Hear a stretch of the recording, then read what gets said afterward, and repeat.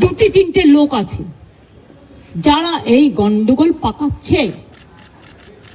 তারা নাকি বিরাট বিরাট ধর্ম নেতা, মানে ধর্মের নামে বিধর্মী নেতা,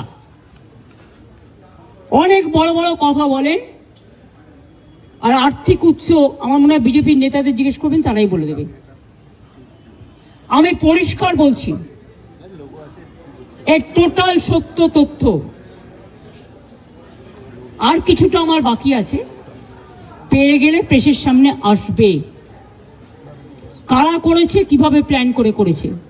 আমি নিজে হিন্দু নই, আমি নিজেও তো হিন্দু পরিবারের মেম্বার, তো আমি কেন হিন্দু মুসলমান করব? কিন্তু আমি যখন চেয়ারে থাকি বা কোনো রাজনীতি করি বা কোনো সংগঠনে থাকি, আমার কাছে হিন্দু মুসলমান শিখ খ্রিস্টান জৈন ঈসাই পারসিক সবাই সমান। আমি চাই না কোনো সম্প্রদায়ের লোক বাংলায় কোনোভাবে আক্রান্ত হোক। চক্রান্ত করে এত ভয় কিসের? তোমরা তো ঘুরে গেছো, ঘটনা ঘটার পরের দিনই মানবাধিকার কমিশন চলে এলো। কই মণিপুরে তো যায়নি, 2 বছর ধরে গন্ডগোল হয়েছে। ইউপিতে তো যায়নি, রাজস্থানে তো যায়নি, উড়িষ্যায় তো যায়নি, বিহারে তো যায়নি, দিল্লিতে দাঙ্গায় এত লোক মারা গেছে, একবারও তো যায়নি। হঠাৎ কি হলো? পরের দিনই, ঠিক নোটবন্দির পরের দিন পেটিএম এর অ্যাডভার্টাইজমেন্ট বেড়েছিল, দেখেছেন?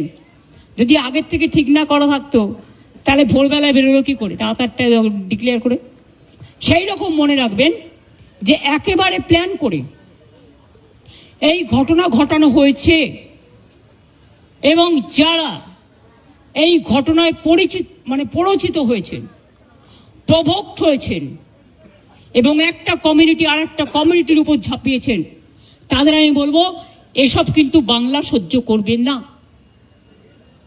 আমি কারো বিরুদ্ধে নই, কিন্তু আমি দাঙ্গার বিরুদ্ধে, আমি চক্রান্তের বিরুদ্ধে, আমি ষড়যন্ত্রের বিরুদ্ধে।